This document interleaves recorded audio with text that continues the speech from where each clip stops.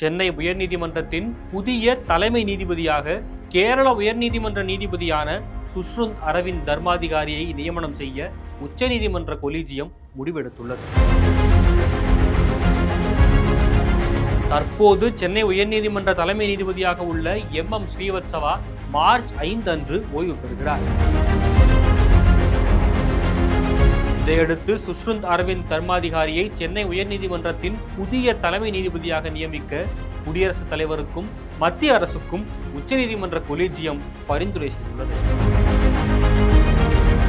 யார் இந்த சுஷ்ருத் அரவிந்த் தர்மாதிகாரி?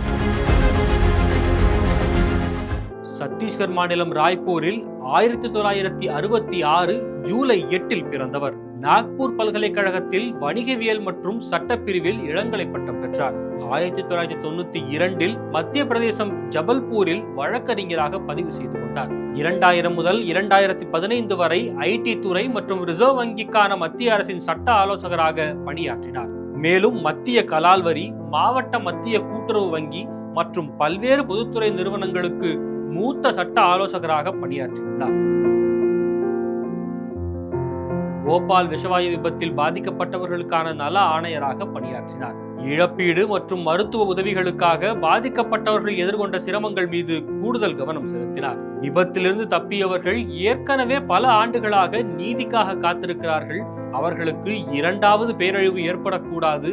சட்டமும் தொழில்நுட்பமும் அவர்களுக்காக வேகமாக இயங்க வேண்டும் என்று வலுவான கருத்துக்களை தர்மாதிகாரி முன்வைத்தார். இதையடுத்து பாதிக்கப்பட்டவர்கள் குறித்த மருத்துவ பதிவுகளும் இழப்பீடு விவரங்களும் டிஜிட்டல் மயமாக்கப்பட்டன.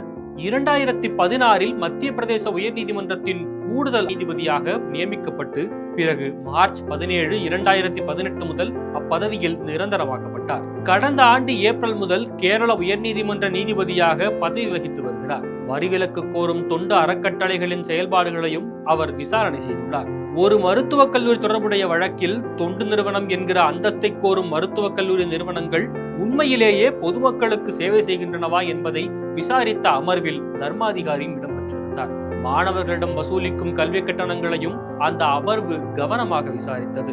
லாபம் ஈட்டும் நடவடிக்கைகளுக்கு தொண்டு நிறுவனம் என்கிற அந்தஸ்தை கொண்டு மறைக்க முடியாது என்று தீர்ப்பு வழங்கப்பட்டது. சமீபத்தில் தி கேரளா ஸ்டோரி 2 படத்தை வெளியிட கேரள உயர்நீதிமன்றத்தின் தனி நீதிபதி இடைக்கால தடை விதித்திருந்தார். பிறகு தர்மாதிகாரி மற்றும் BV பாலகிருஷ்ணன் ஆகியோர் அடங்கிய அமர்வு தனி நீதிபதி விதித்த தடையை நீக்கி தி கேரளா ஸ்டோரி 2 படத்தை வெளியிட அனுமதி வழங்கியது.